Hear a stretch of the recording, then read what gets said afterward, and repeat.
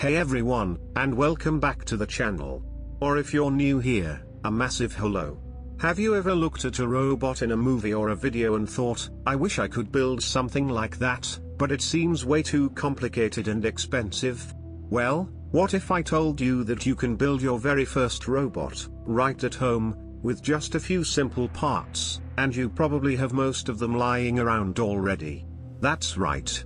Today, we're going to demystify robotics and build a super fun, zippy little robot called a Vibrobot or a Bristlebot.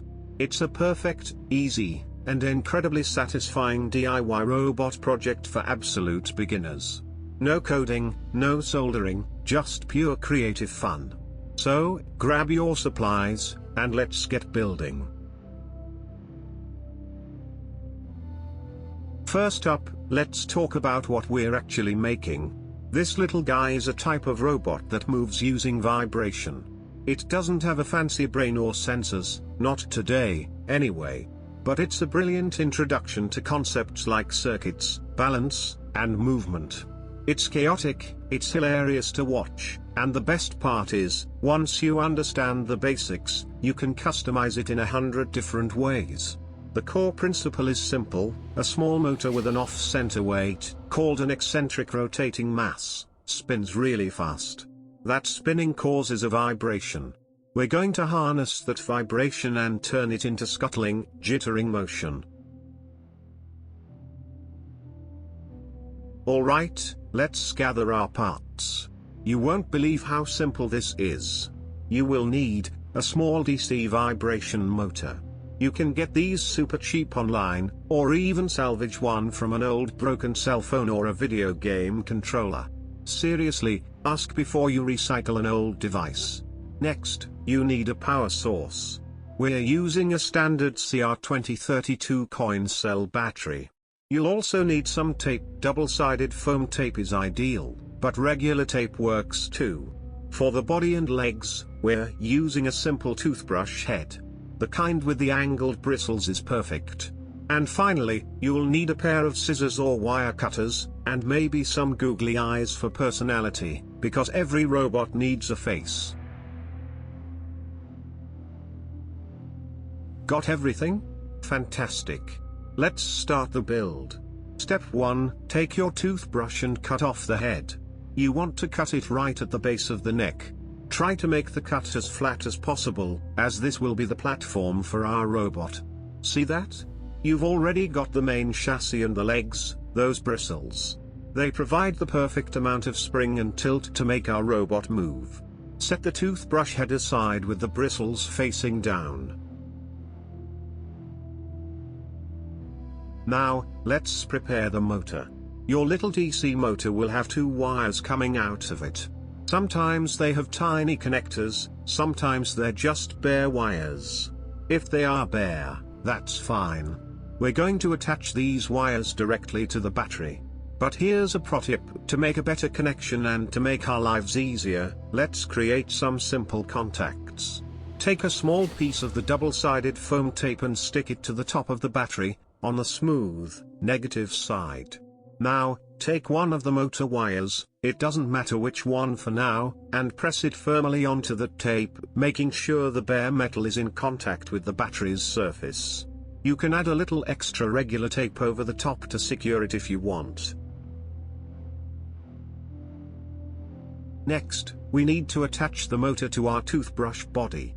Take another piece of that fantastic double-sided foam tape and stick it to the top of the toothbrush head, on the flat plastic part opposite the bristles. Now, firmly press your motor onto the tape. Make sure it's secure and that the little weight on the motor shaft can spin freely without hitting anything. The motor should be lying on its side. Almost there. Now for the magic moment, completing the circuit. Your battery currently has one wire attached to its negative side. The other wire from the motor is just hanging loose. The positive side of the battery, the side with the writing and the little plus signs, is exposed. To turn the robot on, all you have to do is touch that loose wire to the positive side of the battery. But before we do that permanently, let's do a test. Carefully touch the loose wire to the positive terminal. See that? The motor should whir to life and start vibrating like crazy. The whole toothbrush should glitter and dance. If it doesn't, double check your connections. Make sure the metal of the wires is touching the metal of the battery terminals. No vibration? Try swapping the wires, touch the one that's taped to the negative side to the positive, and tape the other one down. Motors are simple, they just need power to flow through them. Success? Awesome. Now, let's make it permanent.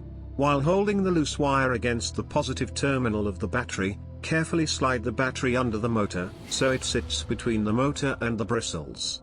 The idea is to wedge it in there so it holds the wire in place by pressure. You can use a small rubber band, a zip tie, or more tape to really secure whole assembly. The goal is to have the battery sandwiched so that both wires are held firmly against their respective terminals. Once it's secure, your robot should be buzzing away. Now, place it on a smooth, flat surface and watch it go. It might scoot in circles, zip in a straight line, or just vibrate in place. This is where the fun begins. The angle of the bristles determines the direction. Try bending them slightly to change its path. If it's spinning in place, the bristles might be too even. Gently trim a few on one side to create an imbalance, or bend them to give it a preferred direction. But wait, we're not done. This is where you make it your own. This is the DIY part. Stick on those googly eyes. Give it a name. You can use a different body entirely, try a piece of craft foam, a small plastic lid, or even a sponge. Experiment with different legs. What happens if you use pipe cleaners, or short pieces of straw? Try using two motors. Attach them side by side and see if you can make it go faster or straighter. The principles you're learning here, creating a circuit, managing vibration for movement, and adjusting balance, are the very same fundamentals used in more advanced robotics. Think about it, you've just built a working robot. You connected a power source to a motor to create motion. That's huge. From here, you could add a simple switch by putting a small piece of paper between the battery and the loose wire. You could build a bigger platform. You could even get a simple solar cell instead of the battery. The possibilities are endless. And that's the real message today. Robotics isn't some inaccessible, high-tech fortress. It starts with a buzzing toothbrush and a curious mind. This little Vibrobot is your gateway.